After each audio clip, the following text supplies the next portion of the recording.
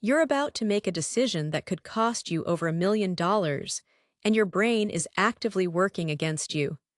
It's a strange, unfair, and utterly human glitch, and it happens to almost all of us. We spend our lives thinking in straight lines, connecting point A to point B in a simple, sensible journey. Then we encounter something like compound interest, which doesn't move in a straight line at all. It's a curve that starts almost flat and then shoots for the sky.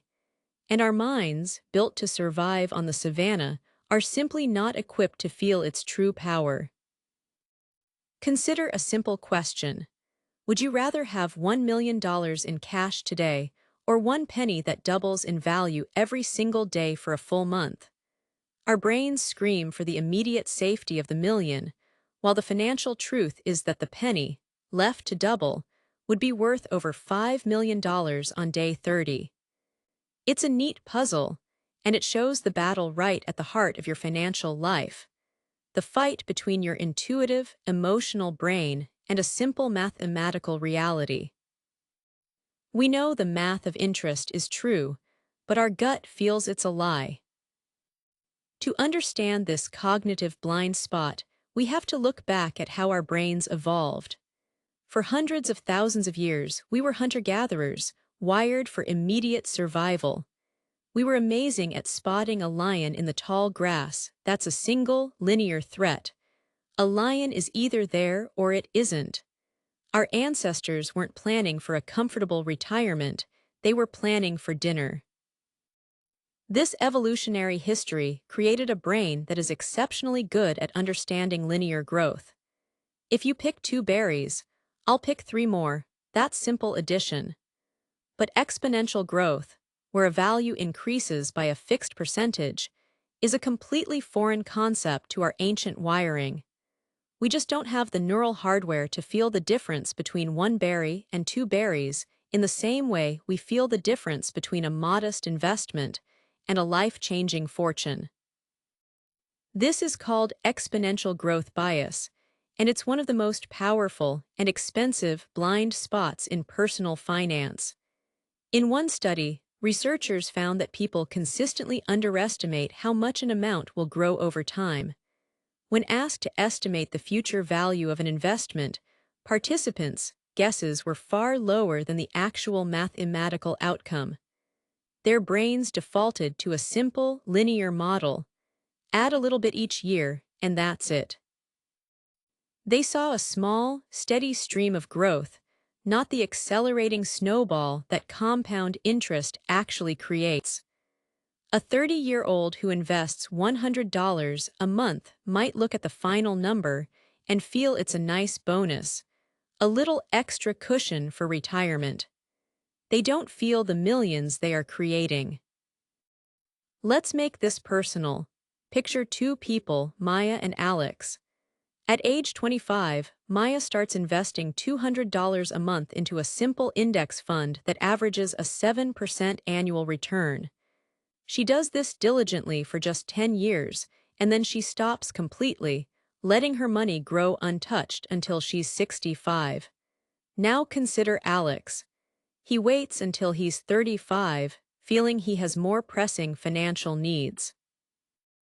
Alex then invests the same $200 a month, not for 10 years, but for 30 years, all the way until he's 65. He's invested 3 times as much money as Maya. So who do you think ends up with more? It's Maya by a wide margin. At 7%, Maya's early start will have grown to over $400,000, while Alex, having invested for 30 years, will have just over $300,000.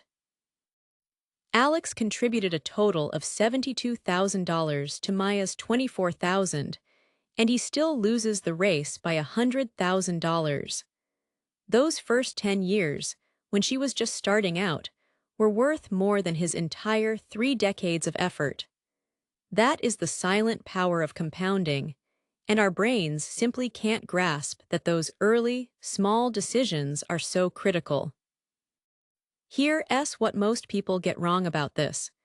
We tend to think of interest as a simple reward, a tiny bonus on top of our savings. It feels like a tip, not the main course. But when you're dealing with compounding, the interest itself starts earning interest. That's the mechanism. Every year, your money doesn't just grow by a static amount, it grows by a percentage of a growing base.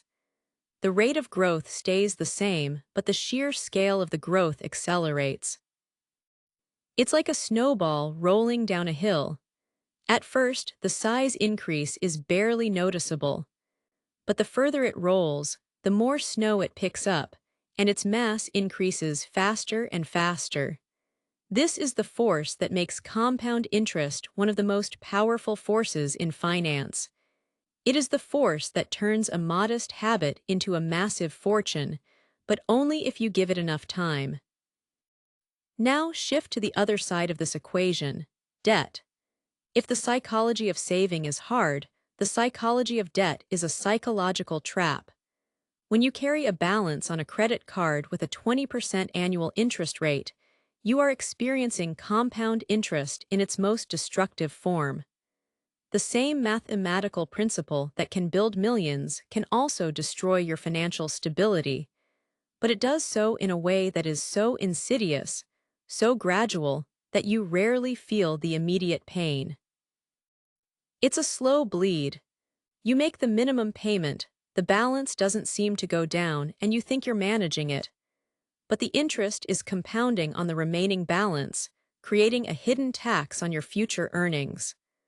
A $1,000 purchase at 20% interest, if only the minimum payments are made, can take decades to pay off and cost you many times the original price. It feels like a small, manageable problem today, but it's a ticking time bomb. This is the part of the equation where the cognitive bias is most painful. Our brains are designed to respond to immediate threats. A lion in the tall grass, that's an immediate threat. A credit card bill with a growing balance, that's a future threat, and our brains don't perceive it as urgent.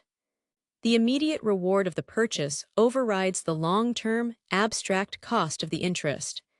It's why we can order takeout without a second thought, but feel a pang of anxiety when we see the monthly statement. We feel the pain of the debt, but we don't connect it to the series of small, individual choices that created it. Our minds compartmentalize the present moment, protecting us from the reality of the future. But here's the good news.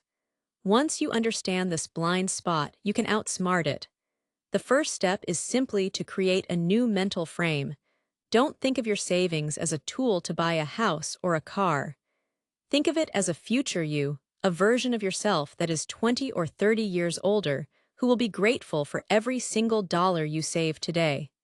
When you make that transfer to your retirement account, visualize the recipient, a calmer, more secure version of yourself. You're not sacrificing, you're sending a gift to your future self. The immediate payoff is the feeling of security, of doing a good thing for a person you care about. That small mental shift can help bypass your emotional brain's resistance to long-term thinking. And take the math out of the equation by making it automatic. The greatest trick for overcoming exponential growth bias is to remove the need for a decision. Set up an automatic transfer from your checking account to your investment account the day after you get paid. This is the pay-yourself-first strategy, and it works because it eliminates the need for constant willpower. You don't have to decide to invest. The decision is made for you. The growth happens in the background, and your brain, which is so ill-equipped to appreciate its power, will simply adapt to the new normal of having a growing balance. You won't miss the money, and your future self will thank you. This is your moment. The difference between a life of financial anxiety and one of financial freedom often comes down to a single, small decision: the decision to start. The seed of a massive oak tree is planted long before the first leaf appears. The compounding of your wealth, just like the compounding of your knowledge or your skills, is a quiet, powerful force that requires patience and a fundamental trust in the process. You don't have to understand all the complex math, you just have to understand your own psychology. Your brain is wired to think small and short term, but you have the power to choose the path of the long term, to act on a truth that your emotions will never fully appreciate. Take the first step. Give your money the time it needs to do its work. The future isn't something that just happens to you, it is something you are building, one small, consistent decision at a time. And it starts right now.